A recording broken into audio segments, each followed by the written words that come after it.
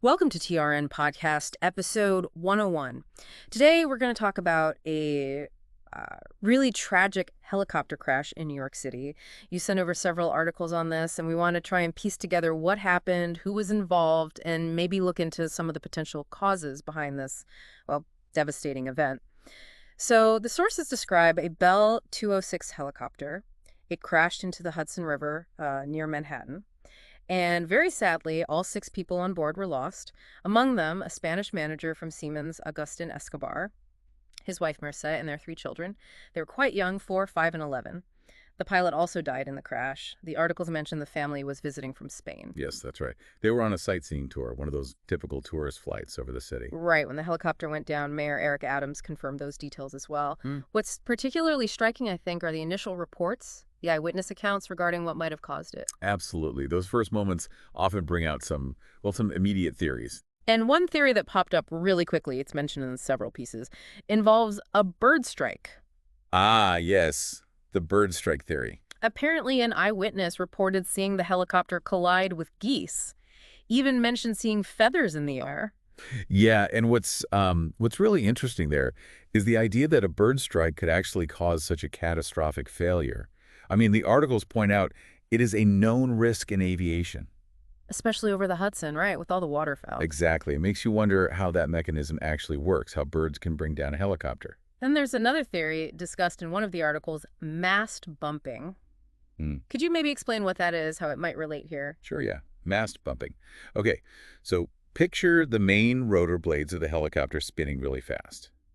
Now, under extreme flight conditions, maybe severe turbulence or abrupt maneuvers, these blades, which normally have some flex, can bend downwards more than they're designed to. Okay. Mast bumping is when they flex down so much they actually hit the central rotor mast they're attached to, or even strike the tail boom. Wow, okay. That sounds bad. It's extremely serious. It can lead to major damage, even the helicopter breaking apart. Now, there was a German helicopter expert, a flight instructor named Klaus Miller, mentioned in one article. He noted that while it's theoretically possible with a Bell 206, he'd never actually encountered it himself. So it's possible, but maybe rare. Seems that way. But, and this is a key point, there's reportedly eyewitness video. Video? Yeah, supposedly showing the helicopter's tail section detaching and a rotor blade flying off. That does lend some weight to the mast bumping idea, or at least some kind of catastrophic structural failure. That makes you wonder what kind of extreme conditions could have been present right then. Precisely. One article also mentioned the pilot radioed shortly after takeoff, said he needed to refuel. Could a fuel shortage have played a part? Well, the article does state that yes. But Klaus Miller, the same expert, he seemed pretty doubtful that just running out of fuel would cause this kind of crash. Oh, why is that? He pointed out that even with no engine power, a Bell 206 is designed to perform an emergency landing using auto-rotation. Auto-rotation. Like gliding. Sort of, yeah. It's a clever design. Yeah. The airflow moving up through the rotors keeps them spinning, allowing the pilot some level of control to make an emergency landing, much like an airplane gliding. Ah, I see. But obviously, you need enough altitude to make that work, and crucially, somewhere suitable to actually land. Right, which might be tricky over the Hudson or the city itself. Exactly. So fuel shortage alone, probably not the direct cause of this kind of immediate catastrophic failure, according to him. Okay, understood. The sources also touch on the helicopter's flight path. It took off from downtown Manhattan, flew around the southern tip, then headed up the Hudson River between New York and New Jersey. Standard sightseeing route, it sounds like. Yeah. Then near the northern end of Manhattan, it turned around.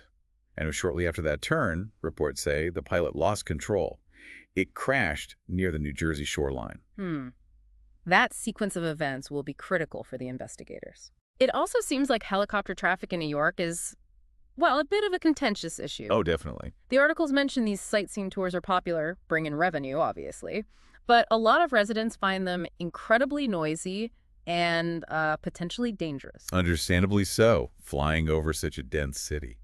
There have been debates, apparently attempts to limit the number of flights, too. Yeah, that tension has been simmering for a while. And the articles also remind us this isn't the first helicopter incident in that area, sadly. No, unfortunately not. There was the famous U.S. Airways landing on the Hudson back in 2009, the Miracle on the Hudson. Everyone survived that one, thankfully. A very different situation, but yes, on the same river. But more recently, May 2019, Another helicopter crashed into the Hudson. The pilot survived that time. Right. And wasn't there another one? Yeah.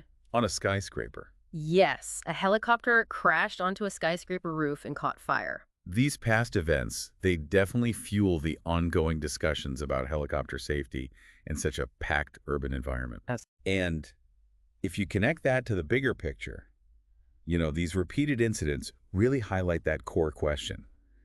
How do you balance the economic benefits of helicopter tourism or just general aviation with the very real safety concerns of the people living below? The fact that there are specific rules, like about flying directly over central Manhattan, shows there's an awareness of the risks. It's a constant balancing act, it seems. It really is. Convenience, business versus public safety. So as you can see, this whole tragic event is complex. There are several potential factors being looked at. You've got the possible bird strike, potential mechanical issues like mast bumping, maybe even pilot actions. We don't know yet. Right. The investigation by the NTSB, the U.S. National Transportation Safety Board, is underway. We'll likely learn more specifics down the line about the exact cause. But beyond the immediate tragedy for this family, it really does bring that whole debate about helicopter traffic in big cities like New York right back into the spotlight, doesn't it? It absolutely does. It forces a conversation that, well, probably isn't going away anytime soon. And when you consider all the details we've touched on, just how suddenly it happened, these different competing theories about the cause and the history of other incidents in the area, it really makes you think about the inherent risks involved with flying over such densely populated areas and that constant need to reevaluate where we draw the line between convenience, commerce, and ultimately safety.